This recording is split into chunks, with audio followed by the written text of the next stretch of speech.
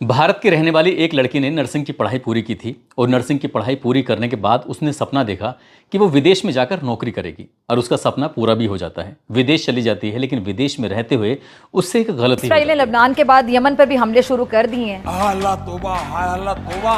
ये कई बार हो चुका है, लेकिन जब भी होता है ना, मुझे ऐसा लगता है कि जैसे पहली बार हो। वाह भाई वाह। एक बड़ा इश्यू बना हुआ है कि एक इंडियन नर्स को यमन के अंदर डेथ सेंटेंस हो गई है। इनका नाम निमिशिया प्रिया है और इनको यमन के प्रेसिडेंट राशिद अल अलीमी ने डेथ सेंटेंस सुना दी है।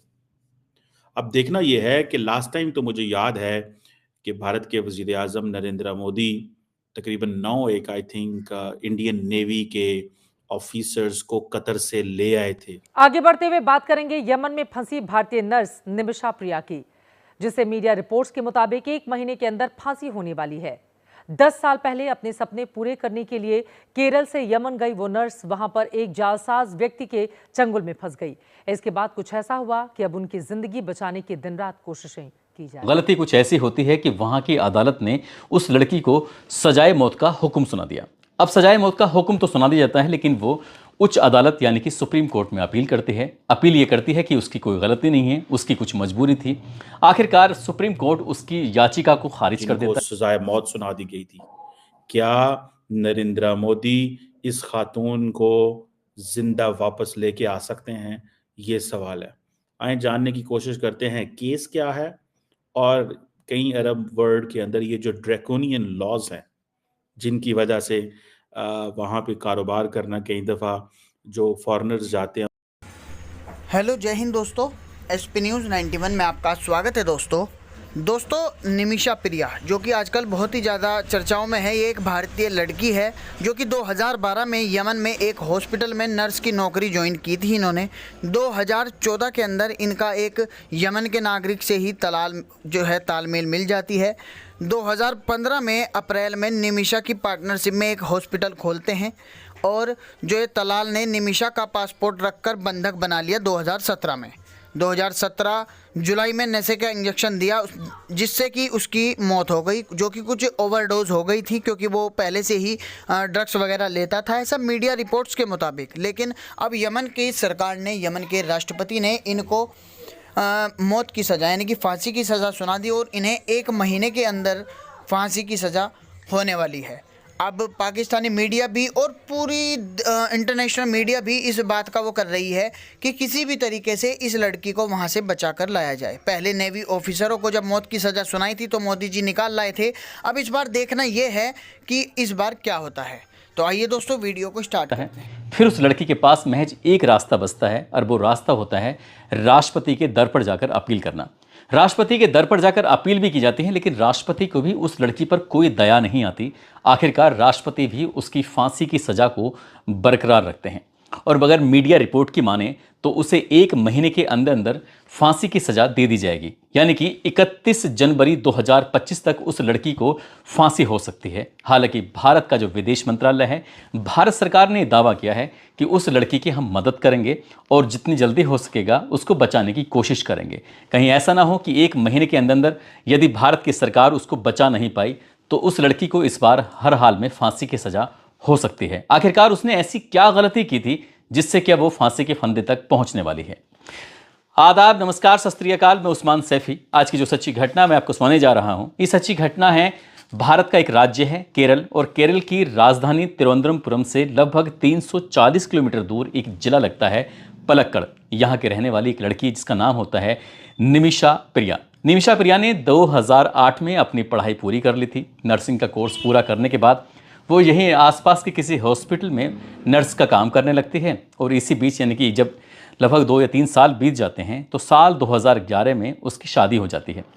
धूमधाम से शादी होती है, सब कुछ उसकी ज़िंदगी में ठीक ठाक चल रहा था। वो अपने पति से कहती है अगर तुम्हें कोई ऐतराज़ ना हो तो क्या हम विदेश चलें।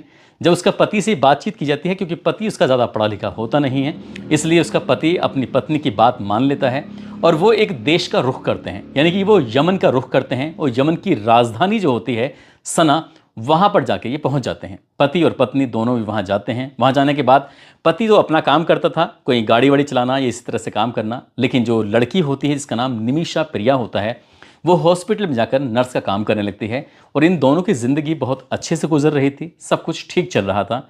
1 साल बीत जाता है और उनको एक बेटी पैदा हो जाती है। बेटी पैदा होने के बाद अब इन दोनों में से एक आदमी को काम करना है और दूसरे आदमी को बेटी की जिम्मेदारी भी संभालनी थी। इसलिए पति ने घर की जिम्मेदारी संभालना शुरू कर देता है और जो पत्नी होती है निमिषा प्रिया, वो हॉस्पिटल में अपना नौकरी करने लगती है। जैसे जैसे वक्त से अक्सर मसले मसाइल जो हैं वो किसी बिजनेस में भी हो सकते हैं।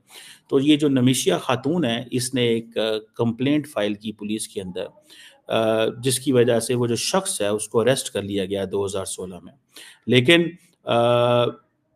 जब ये केस ख़त्म हो गया, यानी कि जब वो रिलीज़ हो गया, तो कहते ये हैं, जो स्टोरी इंडिया की तरफ से आ रही है या जो अभी तक पता चल रही है, कि उस बंदे ने इस खातून को, देखें ज़ाहिर बात है, अगर वहाँ पे पुलिस ने इसको अरेस्ट किया है खुद ही उस बंदे को, तो इट मीन्स कि वो जो लोकल सेटअप है वो फेवर करेगा अपने बंदे को, बाहर से आए को नहीं। इट मीन्स कि खातून का जो केस है उसके अंदर जान थी, इसीलिए उन्होंने कहा कि ठीक है, हम इसको वो करेंगे। अब हुआ यूं कि एक डिस्प्यूट पैदा हो गया दोनों के दरमियान, जो कि चलता रहा। 2017 में यमनी बिजनेस पार्टनर जो थे महदी के साथ, और असल में रौला फंड्स का था कि मिस अप्रोप्रिएशन ऑफ फंड्स। और अब फिर हुआ ये कि ये जो जिसे कहते हैं ना कि मेहदी है, उसको कुछ ऐसे इंजेक्शंस लगाए गए। कहा जाता है कि वो जिसमें कॉन्शियसनेस उसकी ख़त्म हो गई, ताकि ये जो खातून है ये अपना पासपोर्ट ले सके। और वो हुआ ये कि वो ओवरडोज हो गया, उससे उनकी मौत हो गई। ये स्टोरियां जो अभी तक सामने आ रही हैं। फिर उनको अरेस्ट कर लिया गया जब वो मुल्क छोड़ रही थी। उनके ऊपर फिर मर्डर के चार्जेस लग गए। फिर 2020 में एक ट्रायल कोर्ट हुआ उधर यमन की कैपिटल सना के अंदर, जहां पे इस खातून को सजाए मौत सुना दी गई। तो उस वक्त तक तो किसी पता नहीं इंडियन मीडिया के अंदर ये केस आया कि नहीं आया, लेकिन ये केस जो है वो आया था। और उन्होंने कहा जी कि जो यमन की सुप्रीम जुडिशियल काउंसिल है, उसने इसकी जो सजा है उसको अपहोल्ड रखा। इंडिया का फॉरेन ऑफिस इतनी देर क्यों एक्टिव नहीं रहा, ऐसा क्या हुआ? लेकिन इसमें एक और भी ऑप्शन होती है, ब्लड मनी की ऑप्शन होती है। उस ब्लड मनी में आपने इसको हम कहते हैं दियत, अपनी जो इस्लामिक कवानीन के मुताबिक दियत होती है कि जी आप अगर ये पैसा दे दें तो विक्टिम की जो फैमिली आपको माफ़ कर सकती है। अब सुनने में आया कि इस हवाले से कोई ऐसी सेटलमेंट नहीं हो सकी, और जो यमन की जो सुप्रीम कोर्ट है, उन्होंने इस ट्रायल कोर्ट के ऑर्डर के बाद इस अपील को भी रिजेक्ट कर दिया। अब यमनी लॉ जो है वो डेथ पेनल्टी, आपको पता है जैसे बहुत सारे मुल्कों में डेथ पेनल्टीज होती हैं, इसमें भी डेथ पेनल्टी है। अब ये जो केस है ना, ये केस की इंटरेस्टिंग सेंस क्या है? देखें, अगर कोई बाहर से गया हुआ बंदा अरब वर्ल्ड में जाता है, यमन, सऊदी अरेबिया, किसी में भी, और वहां पे लोकल को मार दे, तो उसकी, एंड देन इस तरह के डिस्प्यूट में खातून मारना नहीं चाहती थी, सिर्फ अपना पासपोर्ट लेके निकलना चाहती थी ताकि वो इस मसले से निकले, जान छुड़ाए, लेकिन वो फंस गई हुई थी बड़ी शदीद किस्म की। ज़ाहिर बात है, इस तरह के केसेस में जो आपका फॉरेन ऑफिस होता है वो भी आपको एक हद तक सपोर्ट कर सकता है, बिकॉज आप खुद भी इन्वॉल्व होते हैं।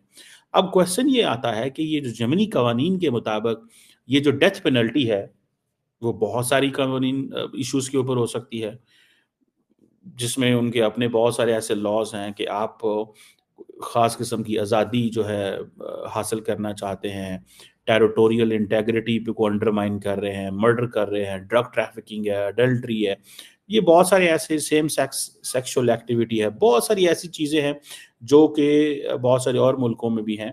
सो अब क्वेश्चन ये है कि जो नमिशा की जो माँ है, जो कि कोची के अंदर अपनी घर में काम करती है, किसी में अपनी फैमिली को सपोर्ट करने के लिए, उसने सारी प्रॉपर्टी वगैरह बेच दी इस केस के लिए।